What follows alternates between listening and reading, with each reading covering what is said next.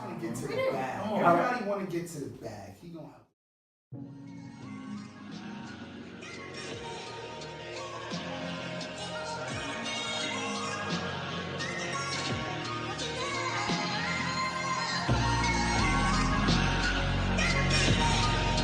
We back. We got a guest. We got another guest. You got like a guest now. Now you like a regular. Now you're regular. You the first repeated guest. You see what I'm saying? That's the first time I got to. Oh, word. First time you met me. He was late that day for you, huh? Streets, Hussain Street. Can we clap it up for Hussain? Did we get clapped for Hussain? I want Hussain to introduce himself. Yeah. Nah. What's going on? Yeah, go ahead. I'm good, man. Thank y'all for having me back again. This That's time what's up, bud. it's a little different. You know what I'm saying? This time we wanted to talk about something that relates to the holidays. Okay. So today we're gonna talk about budgeting. We're gonna try to give people advice to end this year and start the new year the right way. Okay. What you want to know about him? If you want to know anything about him before we start. I don't want to know anything. I want to know about budgeting. Okay. Cause you gotta give me this good Christmas gift. Didn't budget for that. Ooh. You know what I'm saying? So what's the number one? So what's the tip? What's the tip that you giving out tonight? Well, basically, you know, we talked last time on the last interview about people starting the new year and anticipating their tax return. Yeah. And when they get their tax return, it's already spent because everybody wants to have such a good holiday. Correct. So today, we wanted to see if there were people who wanted to talk or phone in or send an email, or if you guys had specific questions on how you can make the most out of what you bring home. As we know, the old saying, it's not what you make, it's what you keep. There's millionaires who are broke. We hear about them every day. All the time. Millionaires that are broke. Okay. So, regular people that are broke. How about holiday spending? Holiday Yes. spending. How can a person, regular person, how can you budget with kids? It depends. I would say that there's a certain percentage that you could take out of your annual pay. But again, there's not a blanket necessary statement because let's say you make $50,000. Let's say Streets makes $50,000. Let's say Chanel makes $50,000. Chanel may have a car note. You may have student loans. Streets may have a child. So there's not really a blanket statement that I'll give. But what I would say is, if you're spending more than, let's say, a paycheck on your Christmas budget, I think you're in a little bit over your head. Okay. If you're check to check, I don't personally think that you should even necessarily be using credit cards or something like that because you're gonna put yourself again in that hole to start the next year. I think that's where perhaps you're gonna have to go with those gifts from the heart. That's you're gonna have to That's the Like, first only one question. them all. Gifts to the heart. That's the first question you just hit on the topic. A lot of people nowadays live check to check. How do you stop that? What is the first step of stopping check to check? That's a really good question. The first thing you have to do is you want to sit down and you want to take out all of your bills. And there's two different types of bills. There are recurring bills, that would be like a rent, a mortgage, a light bill, something that's not going to go away no matter what you do. Car insurance. Car insurance, exactly. And then there's certain things that can go away. Credit card debt, car note, people have a shopping budget, a lunch budget. And then you want to look at those two things and you want to see where you are. You want to see what percentage of your check. Is the internet now a necessity now? No, wait. Let him finish that. That is the question I'm asking. No, that's the same. Let him finish that. All right, I can answer your question while finishing this up. The internet, I believe it's pertinent because I can't run my business without Wi-Fi. So that's a bill that I need. This is what I'm saying. It's Right, part of like yeah. food now, right? Right, so people have to assess what's important to them. But if you, again, like we said last time, there are people who always have the latest sneakers or they have the latest this and that, and that actually ends up becoming a bill. If you buy, let's say, 5 pair of sneakers a year, $200 a pop, well then you have a $50. Oh, sneakers is so passe. I don't want to talk about sneakers because I'm a sneaker person, and I don't like when people talk about sneakers like that's a problem. It's not a problem. Let's talk about gamers. Let's talk about gamers. Yeah, but It's a problem you can't afford. Hold on. This is what I'm saying. That's so old school. I think I touched it so I see. No. That's old school. Let's talk about gamers. Gamers and Gamers. guys are the same. Let's use dumb as an example. Alright, let's use gamers. Oh, let's use people with bad cigarette habits. Let's talk about that.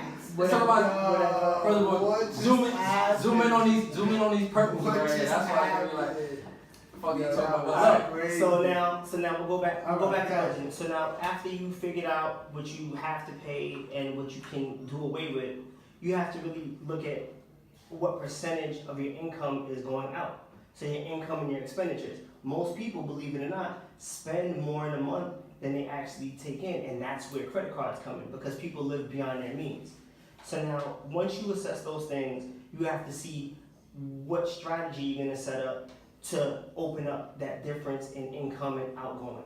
And we set up a game plan. And most people can cut things out. Most people go to the corner store or they buy something $2 or $3 a day, and they don't realize that if you go to work 22 days in a month and you spend $3 a day on breakfast, that's $66, and that's a bill that you could reduce by bringing something from home or bringing your own whatever. Now you have an extra $40 a month, and if you check to check, $40 a month is It gradually yes, adds it up. gradually, and then you can buy your sneakers. So, That's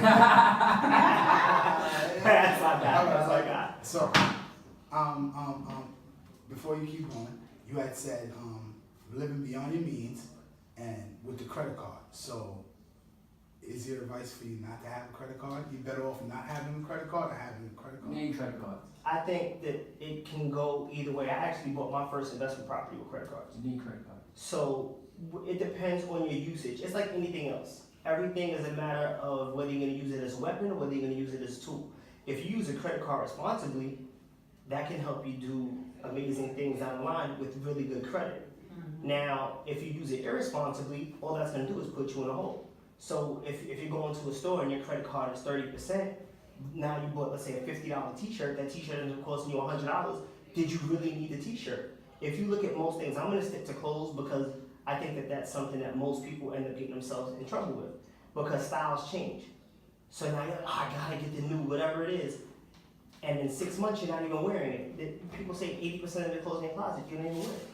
So if you're gonna spend your money on something like that, then I think that's irresponsible use of credit cards. Now, if you have, let's say, a 0 interest credit card and you're investing it, or you're pulling money out to do something else, or let's say you have a 0 interest credit card and you have a 10% loan, and you charge that 10% loan with your credit card, you just save 10% of your money. Does that make sense?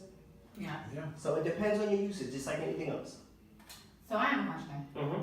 So being at the end of the year, what type of realistic financial goals should we be setting for ourselves every year? Like monthly, yearly, like what type of goals should we be setting for ourselves exactly? That's a really good question. I think, again, everything I say is going to be in a gray area, right? Because everybody's different. Yeah. But a generic answer to that would be, if it's 2016 and you have the same amount of money in the bank going into 2019 as you do in 2016, and you don't have any new assets, and maybe you didn't really cut down on any of your debts, then I would look at that as something problematic. So whatever your bank account is, at the end of this year, I want you to write that number down, screenshot it, put it up on the wall. In every house that I have a wall with all the numbers that I have, and I set goals based on those numbers. So again, if you have $1,000 in the bank right now, your goal at the end of next year, by any means, should be to have at least $1,500, $2,000. Again, it depends on your income. But whatever, yeah. Well, I wouldn't say double, because if you have 10,000, maybe it's hard for you to get 20,000. Right. But I'm saying be a little You bit want it to better. move, Yeah, right? you want to be a little bit better. Yeah. So, and so when you say that, basically, with your yearly income is not a percentage of your yearly income you would want to have saved at the end of the year? Well, no, because again, it depends on where you are. So I have some stats. So from 35 to 45, the typical American is $118,000 in debt. And you guys can assume what that is. The majority of that debt comes from what? School loan. Exactly, student loans. Because our generation has to go to school to get ahead. The next generation has $100,000 in debt, and that debt comes from a mortgage. So it's a different type of a debt. So for me to say that you make $30,000 a year, you should have $30,000 in bank, it's kind of hard because your age is a factor, your city's a factor. If you make $30,000 in most cities in America, you'd be driving a new car and you'd have a mortgage. Right. Whereas in New York, you're staying with your mom. Yeah. Right. If you make $30,000 a year, you definitely have at least one roommate. Definitely. So you have a guest. We would like to meet your Can guest. I bring him in? Yeah. So speaking of debt and speaking of budgeting, I want to bring in a good friend of mine, my friend Malcolm. Malcolm is somebody that you would see in conjunction with seeing me if you came out to my office. Malcolm does credit repair. I'll let him speak on his own business, and I'll let him have the mic. Thank y'all for your time. Appreciate Thank y'all. you. man. Thank you. I'll be back next month. Young black entrepreneurs. Thank you. Going back. on. I'm back next month. Every month you come bro. Whenever it comes to Every month you money, come. you're here. You're here every month. We gotta get a tagline. We gotta get a tagline. You see what's going on. We trying to get to the bag. Come on. Everybody want to get to the bag. He gonna help us. And one more thing. Now You Can, I want y'all to go on Instagram, support Now You Can NYC. This is a really, That's really a dope shirt too. Thank you, I appreciate I do that. like that. This is a young brother that I'm working with, and he has me a part of his campaign. I'm gonna get a mic over to Malcolm. But thank y'all again for your time. Happy New Now Year. You You can. guys clap it up for clap it up. Hussain, appreciate you. Yeah. Always. That's my guy.